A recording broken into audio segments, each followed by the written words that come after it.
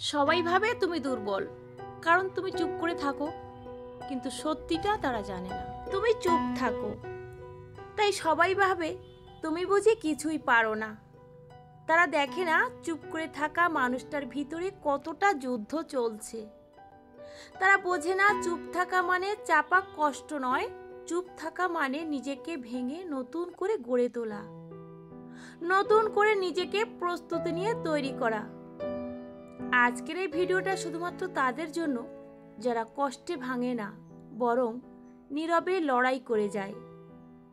এই ভিডিওটা শেষ পর্যন্ত দেখো, এই গল্পটা তোমার জীবনের আমূল পরিবর্তন আনতে পারে। শুনুন, এ সমাজে যেসব মানুষ বেশি কথা বলে তারা বেশি গুরুত্ব পায়, কিন্তু যারা আসল যোদ্ধা তারা কম কথা বলে, বেশি কাজে দেখায়। চুপ থাকা মানে নিজের আবেগকে নিয়ন্ত্রণ রাখা।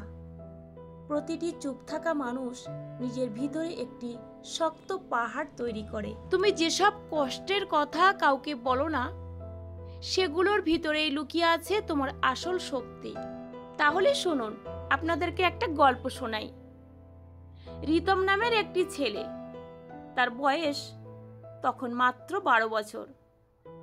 যখন তার বাবা মা আলাদা হয়ে যায়, ঘরের মধ্যে কান্না, চিৎকার, চেঁচামেচি, ঝগড়া এসবের মধ্যেই সে বড় হতে থাকে। কিন্তু রিতম কখনোই মুখ খুলতো না, কখনো কারোর সামনে কাঁদতো না। সবকিছু দেখে শুনেও সে চুপচাপ থাকতো। কেউ স্কুলে জানতে চাইলে সে হেসে বলতো, ভালোই আছি। যখন সে রাতের পর রাত নিঃশব্দে ঘুমোতে পারতো না, কিন্তু কখনো কাউকে এসব কথা বলেনি। বন্ধুরা এই নিয়ে হাসাহাসি করতো বা মজা করত।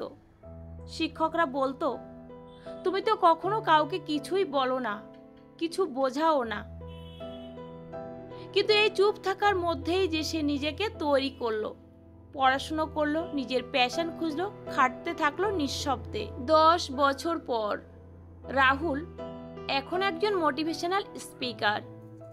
হাজার হাজার মানুষ তাকে শোনে, তাকে দেখে অনুপ্রেরণা পায়।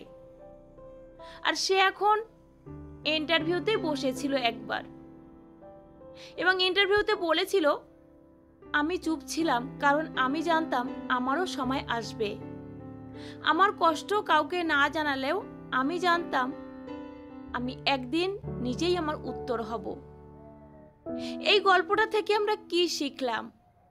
যারা চুপ করে থাকে তারা দুর্বল নয়, তারা ভিতরে ভিতরে এক একটা নীরব বিপ্লব। তোমারও কি এমন হয়েছে যে সবাই তোমাকে ভুল বুঝেছে কারণ তুমি কাউকে কিছু বলনি? তাহলে আজ নিজের জন্য দাঁড়াও। ভিডিওটা যদি তোমার মন ছুঁয়ে যায় তাহলে একটা লাইক দিও, কমেন্টে লেখো, আমি চুপ থাকি কিন্তু আমি শক্তিশালী। আর এই ভিডিওটা শেয়ার করো তোমার বন্ধুটার সঙ্গে, যে এখনো নীরব যুদ্ধে লড়ে যাচ্ছে। দেখুন, এই কষ্টগুলো বলার জন্য নয়, জয় করার জন্য। চুপ থাকা মানে তুমি কিছু বলো না, বরং তোমার ব্যথাকে শক্তিতে রূপান্তরিত করো। এই নীরব শক্তির মানুষরাই একদিন ইতিহাস করে।